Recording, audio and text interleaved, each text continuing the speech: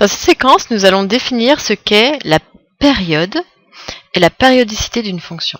Quand on dit qu'une fonction est périodique de période t, ça veut dire qu'on a un motif et que cette fonction elle se reproduit à partir de ce motif sous un principe de translation. Cela fait penser en fait au cycle des saisons. On sait que nous avons les saisons qui font printemps, été, automne, hiver.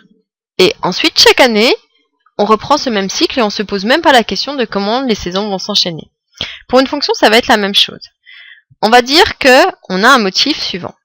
Donc voici un motif de longueur 3 carreaux. Ça va être ma période, c'est pour ça qu'il va s'appeler grand T par convention. C'est-à-dire que ma fonction, elle va se reproduire selon ce principe en utilisant des translations. Donc on sait que, lorsqu'on a parlé des saisons, c'est printemps, été, automne, hiver. Et après, tout de suite après, on réenchaîne avec le printemps. Donc ça veut dire que lorsqu'on est arrivé ici, eh bien on doit renchaîner comme de début. Je vais utiliser une autre couleur. Donc on repart sur le cycle, 0, un petit bout d'une fonction affine, et ensuite 2. Comme j'ai terminé, je refais un nouveau cycle, 0, un bout de ma fonction, et ensuite 2. Ça revient à avancer dans le temps. Mais je peux aussi reculer, c'est-à-dire que, en fait, ce motif, il pourrait aussi bien se reproduire à droite, par une translation, que à gauche. On recule.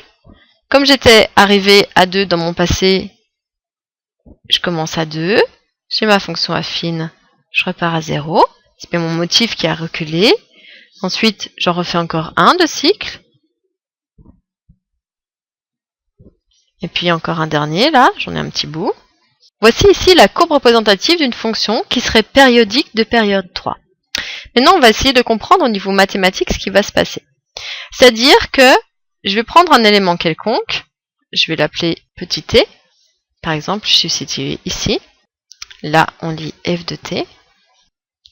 Si ma fonction elle est périodique de période t, ça veut dire que je sois à petit t ou à petit t plus grand t, donc c'est-à-dire à ce motif plus 3 pour nous, eh bien forcément, je dois être sur la même image.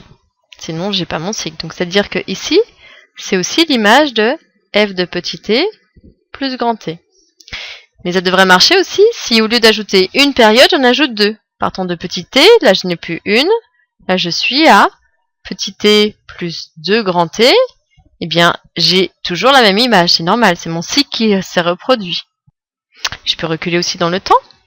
Ici, je serai à petit t moins grand t, elles ont encore la même image, c'est-à-dire c'est f de petit t moins grand t, qui a également la même image que celui qui est ici, petit t moins 2 grand t, qui est pareil que petit t moins 3 grand t, etc., etc. On ne va pas démontrer toutes ces égalités, il suffit d'une. C'est-à-dire qu'on va dire qu'une fonction est périodique de période t si, lorsqu'on calcule f de petit t plus grand t, je tombe sur la même expression que f de t. Là encore, on est sur une histoire de principe de composition lorsqu'on va faire du calcul. Donc les vidéos sur la composition sont très importantes pour pouvoir vous débrouiller, que ce soit sur la parité, ou vous voyez ici, sur la périodicité.